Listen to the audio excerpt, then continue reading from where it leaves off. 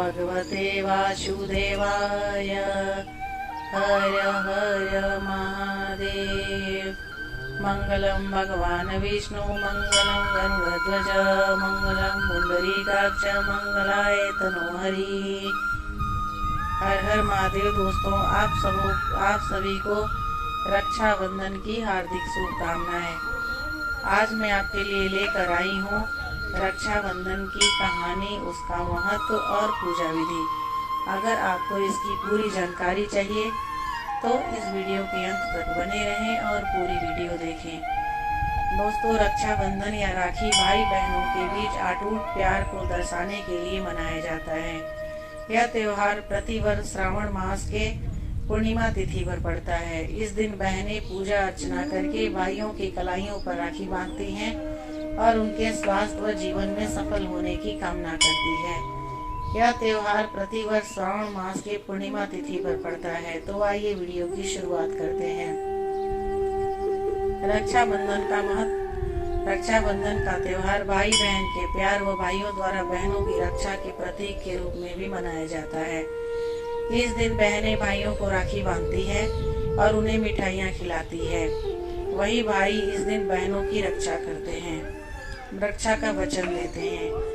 एक पौराणिक कथा के अनुसार एक बार युधिष्ठिर ने भगवान कृष्ण से पूछा, हे अच्युत, मुझे रक्षाबंधन की वह कथा सुनाइए जिससे मनुष्यों की प्रेत बाधा तथा दुख दूर होता हो।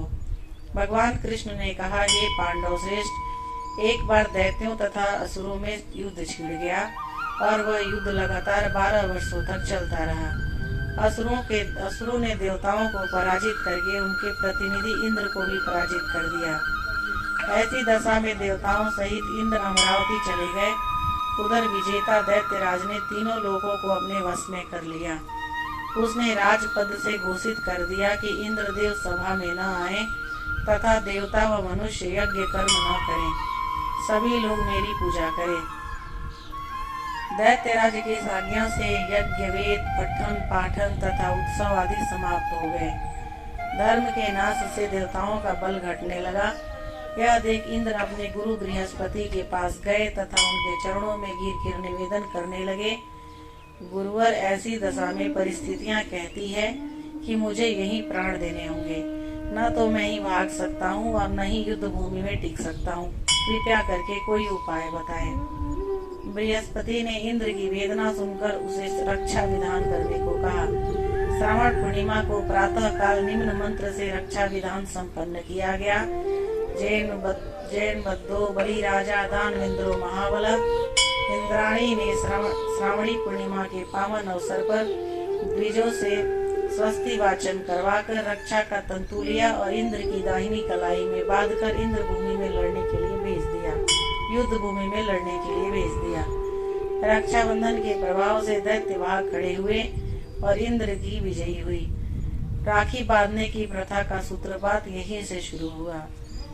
एक और कथा के अनुसार ऐसी मान्यता है, सबसे पहले सतयुग से इस पर्व की शुरुआत हुई और माँ लक्ष्मी ने राजा बलि को रक्षा सूत्र बांधकर इस परंपरा का शुभारंभ किया। राजा बलि का दान धर्म इतिहास में सबसे ज्यादा प्रख्यात है। एक बार माँ लक्ष्मी ने राजा बलि को राखी बांधकर बदले में उनसे भगवान विष्णु को मांगा था। कहानी इस तरह है कि एक बार राजा बलि ने यज्ञ का आयोजन किया। तब उनकी परीक्षा लेने के लिए भगवान विष्णु वामन अवतार लेकर आए और दानवीर राजा बलि से 3 पग भूमि मांग ली। बलि ने हाँ कह दिया तो वामन अवतार ने 2 पग में ही हमको आता ही नहीं तेरी सांसों के सिवा, मरना भी अब ना मुमकिन है तेरी बाहों के सिवा। लो मान लिया हमने है प्यार नहीं तुमको। जब देवी लक्ष्मी को ये बात पता चला तो वह गरीब महिला का रूप धरकर बलि के पास पहुंची और राजा बलि को राखी बांध दी। बलि ने कहा कि मेरे पास तो आपको देने के लिए कुछ भी नहीं है। इस पर देवी लक्ष्मी अपने रूप में आ गई और बोली कि आपके पास तो साक्षात श्री हरि है और मुझे वही चाहिए। इस पर बलि ने भगवान विष्णु से माता लक्ष्मी के साथ जाने की विनती की। तब जाते वक्त भगवान विष्णु ने राजा बलि को वरदान दिया कि वह हर साल 4 महीने पाताल में ही निवास करेंगे। यह 4 महीने चतुर्मास के रूप में जाने जाते हैं। एक और कथा के अनुसार जब युधिष्ठिर इंद्रप्रस्थ में राजसूय यज्ञ कर रहे थे, उस समय सभा में शिशुपाल भी मौजूद था। शिशुपाल ने भगवान श्री कृष्ण का अपमान किया तो श्री कृष्ण ने अपने सुदर्शन चक्र से उसका वध कर दिया। लौटते वक्त सुदर्शन चक्र से कृष्ण जी की छोटी उंगली घायल हो गई और रक्त बहने लगा। तब द्रौपदी ने अपनी साड़ी का पल्लू फाड़कर श्री कृष्ण की उंगली में लपेट दिया। तब श्री कृष्ण ने द्रौपदी को वचन दिया कि वह इस रक्षा सूत्र का वचन निभाएंगे। इसके बाद जब कौरवों ने द्रौपदी का चीर हरण किया तो श्री कृष्ण ने चीर बढ़ाकर द्रौपदी की लाज रखी।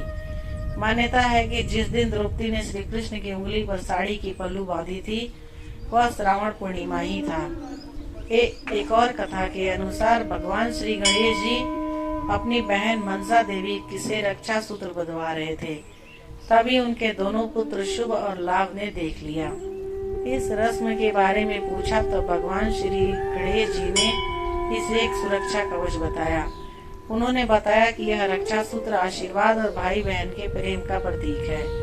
यह सुनकर शुभ और लाभ ने अपने पिता से जिद की कि वह उनके लिए बहन लाए और अपने बच्चों की जिद के आगे हारकर भगवान श्री गणेश ने अपनी शक्तियों से ज्योति उत्पन्न की और अपनी दोनों पत्नियां रिद्धि सिद्धि की आत्मशक्ति के साथ इसे सम्मिलित किया। उस ज्योति से एक कन्या का जन्म हुआ जिसका नाम संतोषी हुआ और दोनों भाइयों को रक्षाबंधन के मौके पर एक बहन मिली। एक अन्य पौराणिक कथा के अनुसार मृत्यु के देवता यम अपनी बहन यमुना से 12 वर्ष तक मिलने नहीं गए। तब यमुना दुखी हो गई और अपनी माँ गंगा से इस बारे में बात की। माँ गंगा ने यम तक यह खबर पहुंचाई कि यमुना उसकी प्रतीक्षा कर रही है और यह बात सुनते ही यम अपनी बहन यमुना से मिलने आए। यम को देखकर यमुना बहुत खुश हुई और उनके लिए सारे व्यंजन भी बनाए। यम यह प्रेम भाव देखकर बहुत खुश हुए और उन्होंने यमुना को मनचाहा वरदान मांगने के लिए कहा। इस पर यमुना ने उनसे वरदान मांगा कि हम जल्दी ही फिर से अपनी बहन के पास आएंगे। यम अपनी बहन के स्नेह को देखकर बहुत खुश हो गए थे। एक अन्य प्रचलित कथा के अनुसार महाभारत के युद्ध के दौरान जब युधिष्ठिर ने भगवान कृष्ण से पूछा कि मैं सभी संकटों को किस प्रकार पार कर सकता हूँ, तब श्री कृष्ण ने उन्हें और उनकी सेना को राखी का त्योहार मनाने की सलाह दी थी। दोस्तों, रक्षाबंधन का पर्व श्रावण मास की पूर्णिमा को मनाया जाता है। यह पर्व भाई बहन के रिश्ते का प्रतीक है। भारतीय परंपराओं का यह ऐसा पर्व है जो केवल भाई बहन के स्नेह के साथ साथ हर सामाजिक रिश्ते को मजबूत बनाता है। इसके लिए यह पर्व भाई बहन को जोड़ने के साथ साथ सांस्कृतिक सामाजिक महत्व भी रखता है। रक्षाबंधन के महत्व को समझने के लिए सबसे पहले इसका अर्थ समझना होगा। रक्षाबंधन मतलब रक्षा प्लस बंधन 2 शब्दों से मिलकर बना है, अर्थात एक ऐसा बंधन जो रक्षा का वचन ले। इस दिन भाई अपनी बहन को उसकी देनदारियों का वचन अपने ऊपर देता है। रक्षाबंधन का पर्व विशेष रूप से भावनाओं और संवेदनाओं का पर्व है। एक ऐसा बंधन जो 2 लोगों को प्यार की तलाश से बांध ले। रक्षाबंधन को भाई बहन तक ही सीमित रखना सही नहीं होगा, बल्कि ऐसा कोई भी बंधन जो किसी को भी बांध सकता है। भाई बहन की दोस्ती से आगे बढ़ता गया यह बंधन को राखी बांधना हो सकता है।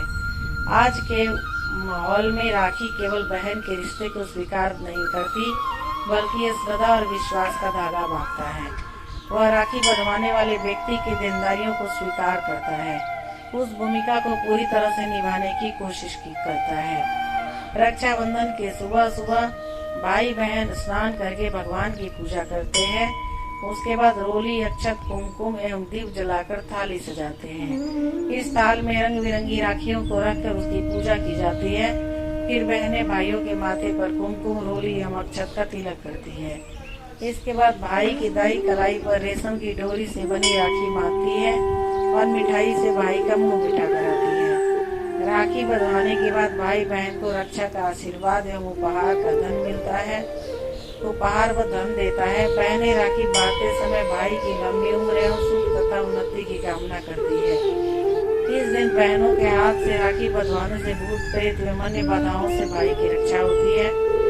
जिस लोगों की बहनें नहीं है वह आज के दिन में किसी को मुंहबोली बहन बनाकर राखी बंधवाए तो भी शुभ फल मिलता है। भाई बहनों के अलावा पुरोहित भी अपने यजमान को राखी बांधते हैं और यजमान अपने पुरोहित को। इस प्रकार राखी बांधकर दोनों एक दूसरे के कल्याण एवं उन्नति की कामना करते हैं। भगवान शिव और भगवान विष्णु की कृपा प्राप्त करने के लिए श्रावण पूर्णिमा का व्रत रखा जाता है। दोस्तों, यह पूर्णिमा सावन के महीने में पड़ती है, इसलिए इसे श्रावणी पूर्णिमा भी कहा जाता है।